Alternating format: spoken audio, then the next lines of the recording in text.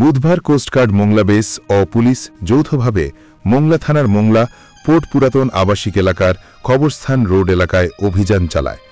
অভিযান চলাকালে উক্ত এলাকা থেকে প্রায় ৩,৪৪,০০০ টাকা মূল্যের ৬৮৮ পিস ইয়াবা সহ এক নারী মাদক ব্যবসায়ীকে আটক করা হয়। জব্দকৃত ইয়াবা ও আটককৃত আসামির পরবর্তী আইনানুগ ব্যবস্থা গ্রহণের জন্য মোংলা থানায় হস্তান্তর করা হয়।